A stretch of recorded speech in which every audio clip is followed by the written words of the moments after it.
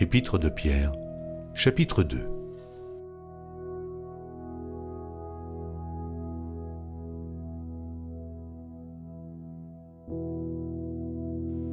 Rejetant donc toute malice et toute ruse, la dissimulation, l'envie et toute médisance.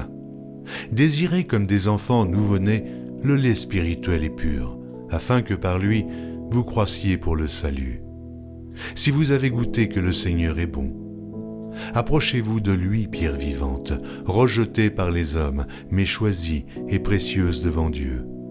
Et vous-même, comme des pierres vivantes, édifiez-vous pour former une maison spirituelle, un saint sacerdoce, afin d'offrir des victimes spirituelles, agréables à Dieu par Jésus-Christ. Car il est dit dans l'Écriture, « Voici, je mets en Sion une pierre angulaire, choisie, précieuse, et celui qui croit en elle ne sera point confus. L'honneur est donc pour vous qui croyez, mais pour les incrédules. La pierre qu'ont rejetait ceux qui bâtissaient est devenue la principale de l'angle et une pierre d'achoppement et un rocher de scandale. Ils s'y heurtent pour n'avoir pas cru à la parole, et c'est à cela qu'ils sont destinés.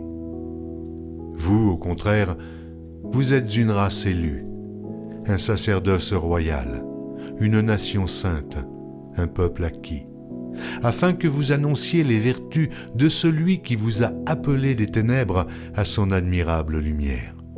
Vous qui autrefois n'étiez pas un peuple, et qui maintenant êtes le peuple de Dieu, vous qui n'aviez pas obtenu miséricorde, et qui maintenant avez obtenu miséricorde. Bien-aimés, je vous exhorte, comme étrangers et voyageurs sur la terre, à vous abstenir des convoitises charnelles qui font la guerre à l'âme. Ayez au milieu des païens une bonne conduite, afin que là même où ils vous calomnient, comme si vous étiez des malfaiteurs, ils remarquent vos bonnes œuvres et glorifient Dieu au jour où il les visitera. Soyez soumis à cause du Seigneur à toute autorité établie parmi les hommes, soit au roi comme souverain, soit au gouverneur comme envoyé par lui pour punir les malfaiteurs et pour approuver les gens de bien. Car c'est la volonté de Dieu qu'en pratiquant le bien, vous réduisiez au silence les hommes ignorants et insensés, étant libres, sans faire de la liberté un voile qui couvre la méchanceté, mais agissant comme des serviteurs de Dieu. Honorez tout le monde, aimez les frères, craignez Dieu, honorez le roi, serviteurs, soyez soumis en toute crainte à vos maîtres, et non seulement à ceux qui sont bons et doux, mais aussi à ceux qui sont d'un caractère difficile.